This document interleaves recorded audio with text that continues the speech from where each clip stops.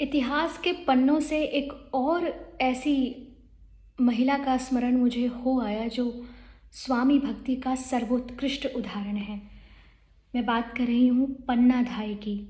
जी हाँ, पन्ना धाय का इतिहास कौन नहीं जानता, और आज हमें उन्हें याद करना ही होगा। तो दृष्टांत कुछ इस प्रकार है कि पन्ना धाय जो थी वो मेवाड़ के राजा राणा सांगा के पुत्र उदय सिंह की धाय माँ थी। धाय माँ किस लिए? क्योंकि उन्होंने उदय सिंह को भी दूध पिलाया था। चूँकि उदय सिंह की माता जौहर में बलिदान को प्राप्त हुई थी, तो बहुत छोटे बच्चे को छोड़कर माँ चली गई, तो फिर माँ के सारे कार्य पन्ना धाय ने किए, इसलिए उन्हें धाय माँ का नाम दिया गया। उसी समय उसी उदय सिंह की उम्र का ही उनका स्वयं का पुत्र था जिसका नाम चंदन था। तो किस्सा इस प्रकार है कि जब उसी राज्य के दासी के एक पुत्र ने चित्तौड़ पर हमला करना चाहा, बनवीर उनका नाम था, तो यह सूचना जब पन्ना धाय को मिली तो उन्होंने एक पत्तल बनाने वाली महिला को के हाथों में उदय सिंह को सौंप दिया। टोकरी में रख के पत्तलों से ढक के उसे एक सुरक्षित स्थान पर जाने के लिए कह दिया, और जहाँ उदय सिंह सोते थे उस स्थान पे अपने पुत्र को सुला दिया।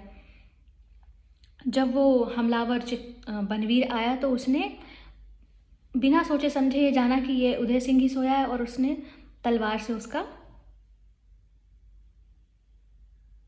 सर काट दिया।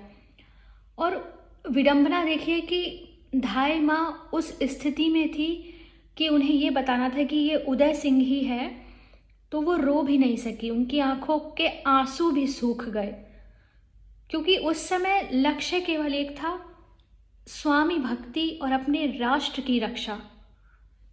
केवल और केवल एक उद्देश्य।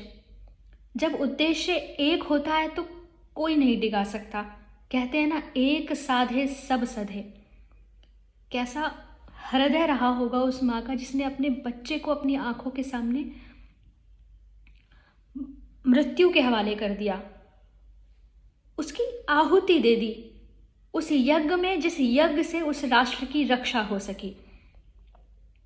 बाद में कुंभलगढ़ के किलेदार के यहाँ राजा उदय सिंह का पालन पोषण हुआ, और 15 वर्ष की आयु में, उस समय 15 वर्ष की उनकी आयु थी जब वो शायद सिंहासन पर बैठे।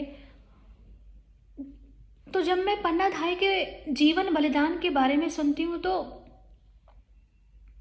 शब्द नहीं होते मेरे पास, निःशब्द हो जाती हूँ। स्वामी भक्ति का ऐसा जुनून, वास्तव में मैं नमन करती हूँ उस माँ को।